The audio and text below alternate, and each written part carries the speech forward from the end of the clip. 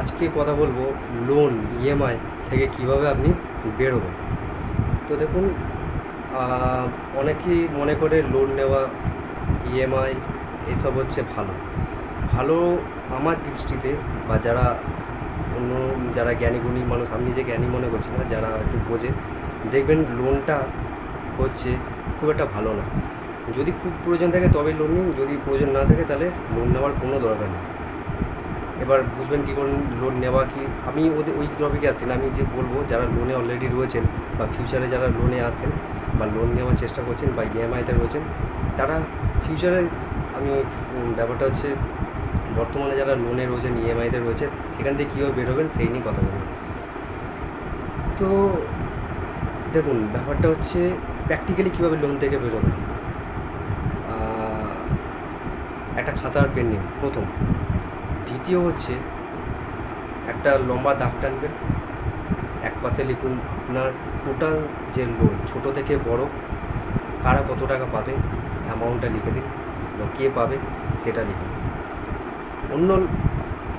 অন্যদিকে লিখুন আপনার মাসে কত খরচা, এবং ওখান থেকে দেখুন এক্সেস কোন খরচা আছে, যে খরচাটা আপনার না হলেও চলে, এক্সেস খরচা যেগুলো হয়তো প্রয়োজন নেই কিন্তু আপনার রয়েছে, হয়তো পিৎজা বার্গার এগুলো হয়তো আপনার প্রয়োজন পড়ে না, আপনার ইচ্ছা হলো খেলেন, শপিং করা হলো করে নিলেন।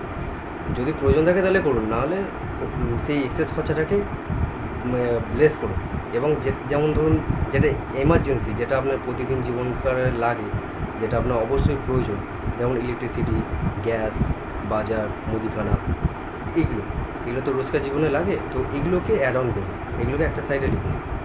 এইবার যখন আপনি ইনকাম আসছে আপনার, সেই ইনকাম থেকে প্রথম যে হচ্ছে খরচা, আপনার মুদিখানা বাজার, ইলেকট্রিসিটি বিল, বাচ্চাদের পড়াশোনার খরচা, ওই খরচাটাকে আগে সরিয়ে রাখুন। এক্সট্রা যে টাকাটা থাকবে সেই টাকাটা আপনার যে ছোটো ছোটো খরচা, মানে যে লোন, যেমন ধরুন কারো কাছ থেকে কিছু টাকা ধার নিলেন, অল্প 5-6 হাজার, হ্যাঁ, কারো 100-200, ছোটো ছোটো যে লিখেছেন একটা কলমে, বাদিকে কলমে যে লিখেছেন, বা একটা সাইডে যে লিখেছেন যে আপনার পুরো টোটাল ইএমআই লোন যেটা, ওইখানে কথা বলছি, ওইটা ছোটো ছোটোগুলোকে মেটানোর চেষ্টা করুন। তার ফলে কী হবে, আপনার মানসিক যে খচমচ সেটা আস্তে আস্তে রিলিজ হয়ে যাবে। এবার যে রইল বাকি বড়গুলো, সেই বড়গুলো কীভাবে মেটাবে। দেখুন, যারা ইনস্টিটিউশন আছে যেমন bank, car loan, house loan, এরা কি হয়, এরা আপনাকে টাইম দেবে, 2 থেকে 3 মাস টাইম দেবে। তারপর কিন্তু এই যে 2 থেকে 3 মাস আপনি ছোটো ছোটো লোন যে নিয়েছেন, যে এমার্জেন্সির জন্য নিয়েছেন, সেগুলো আপনি পূরণ করে ফেলুন। তো 2-3 মাস যে টাইমটা দেবে, ওই টাইমটার মধ্যে আপনি বলছি ছোটো থেকে বড়ো যান, বড়ো থেকে ছোটো আসবেন না। তাহলে কী হয়, ছোটো থেকে বড়ো গেলে আপনার ছোটো ছোটো যে সাবকনসিয়াস মাইন্ডের যে টেনশনগুলো, স্ট্রেসগুলো, অ্যাংজাইটিগুলো রয়েছে, সেগুলো আস্তে আস্তে রিলিভ হবে। তো ব্যাপারটা হচ্ছে এইভাবে আস্তে আস্তে ছোটো ছোটো করে স্টেপ নিন, পদক্ষেপ নিন, এবং দেখবেন একটা সময় আসবে, কিছু একটু টাইম লাগবে, হ্যাঁ, আপনার যে এক্সট্রা খরচা একটু অসুবিধা হবে। আপনাদের ধরুন আপনার স্যালারি বেড়ে গেল, আপনারা চলে গেলেন আউটিংয়ে ঘুরতে, একটু কম করে দেবেন। লাইফ লংয়ের জন্য বলছি না, টেম্পোরারি আপনার ফ্যামিলিকে আপনাকে একটু কম্প্রোমাইজ করতে হবে। তাহলে কী হবে, ফিউচারে আপনারা একটা বেটার লাইফ লিড করতে পারেন। Loan free life, date free life কতটা মজার, কতটা আনন্দের। দেখুন, জীবন তো একটাই, আপনারা কি খালি এই লোন দিতেই জীবন কাটিয়ে দেবেন? আপনারা লোনটা নিজের নিজের, আপনারা ভালো থাকার জন্য, পিস থাকার জন্য, আপনার ফ্যামিলি ভালো থাকুক, আপনারা ভালো থাকুক, তাই তো, যাতে জীবনে শান্তি বজায় থাকে।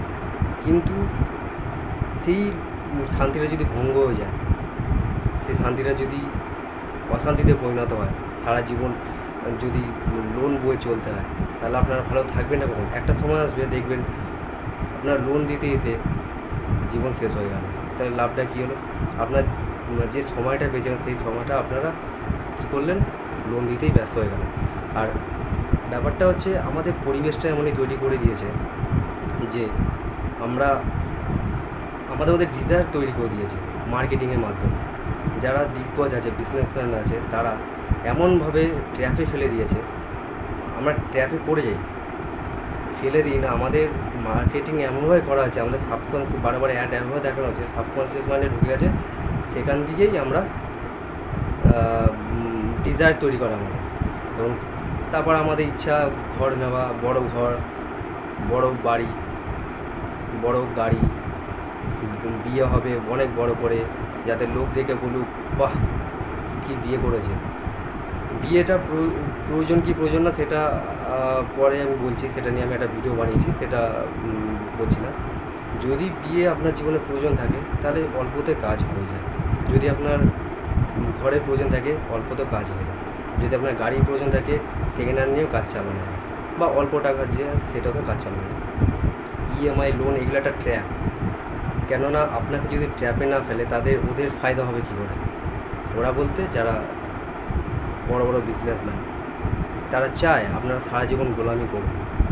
হ্যাঁ, ঠিকই বলেন। লোন, ইএমআই একটা হচ্ছে ট্র্যাপ, যেটা গোলামির ট্র্যাপ। আগেকার দিনে কী হতো, হাত পা বেঁধে মেরে মুড়ে জোর করে কাজ করানো হতো, এখন সেটা করে না।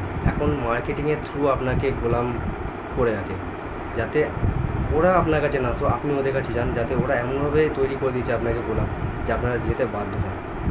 তো মতো কথা হলো, আপনার যা কিছু আছে একটা খাতা নিন, পেন নিন, বাস্তবিকভাবে লিখুন, একটা লাইন টানুন, বাঁদিকে লিখুন আপনার টোটাল যে ইএমআই লোন আছে সেগুলোকে লিখুন, বড় থেকে ছোট এক টাকাও বাদ দেবেন না। অন্যদিকে লিখুন আপনার যে খরচা, এসেন্সিয়াল রোজকার জীবনে এগুলো লাগে সেটাকে লিখুন। ইনকাম আসবে সেগুলোকে আগে ওই টাকাটাকে সরিয়ে নেবেন, যেগুলো রেগুলার জীবনে লাগে, গ্যাস, ইলেকট্রিসিটি, বাজার, মুদিখানা, এইসব আগে বাচ্চাদের টিউশন, সেটাকে আলাদা করে দিন। বাকি যে টাকাটা বাঁচবে সেই টাকাটা দিয়ে, এক্সট্রা টাকাটা দিয়ে, এখানে একটা কথা বলুন, ওই আপনার যে ওই এক্সট্রা যে খরচাটা, ওই খাওয়া দাওয়া খরচা, ঘুরতে যাওয়া, ওইটা একটু কম্প্রোমাইজ করতে হবে।